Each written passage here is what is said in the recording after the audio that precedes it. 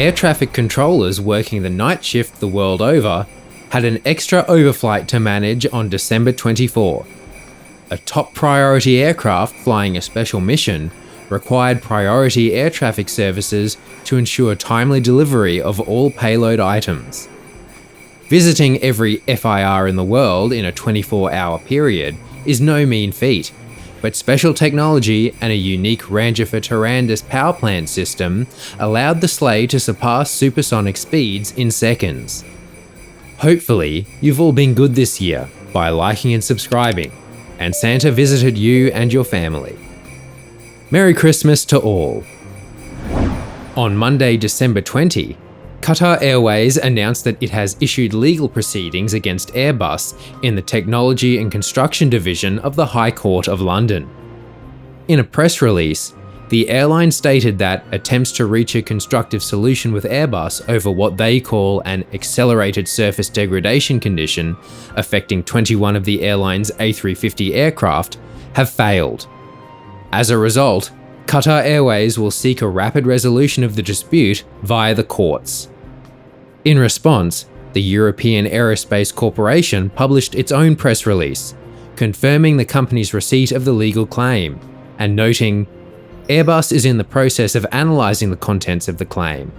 Airbus intends to vigorously defend its position. The affected Qatar Airways A350s have been grounded since August. No other operators have grounded their fleets of the type, nor have they publicly reported problems. However, Reuters revealed that several other carriers have complained about paint deterioration on a private messaging board for Airbus and A350 operators. With the issue now moving to the court system, the public should expect to see greater transparency on this issue, as both parties present their evidence and provide technical experts to comment on the seriousness of the alleged issue. Ecuadorian startup EQUAIR made the decision this week to delay the commencement of its operations. The airline had been planning to begin services between Quito and Guayaquil and Baltra and San Cristobal on Wednesday, December 22.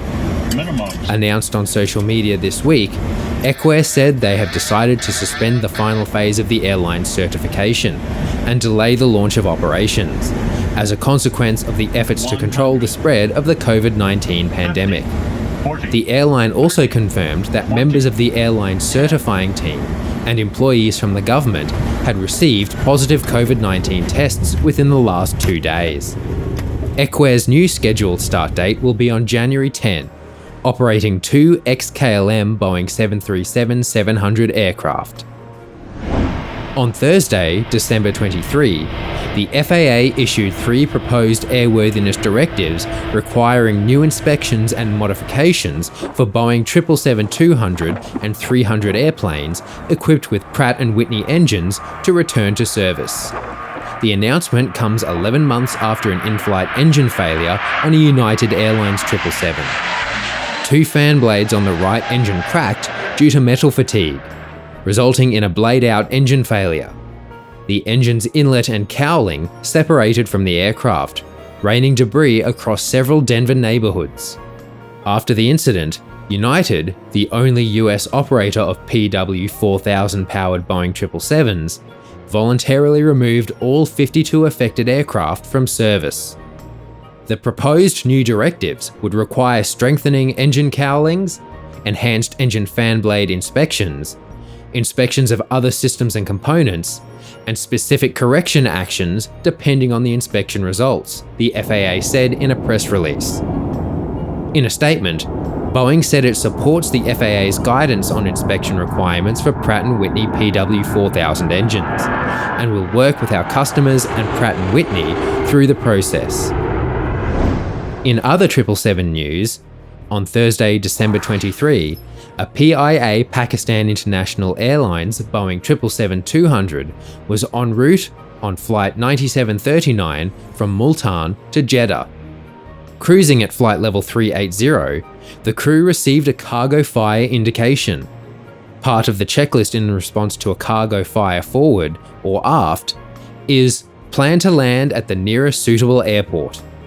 As the aircraft had just passed to the south of Muscat, the crew elected to divert there and began an emergency descent to flight level 300, reaching more than 7,600 feet per minute.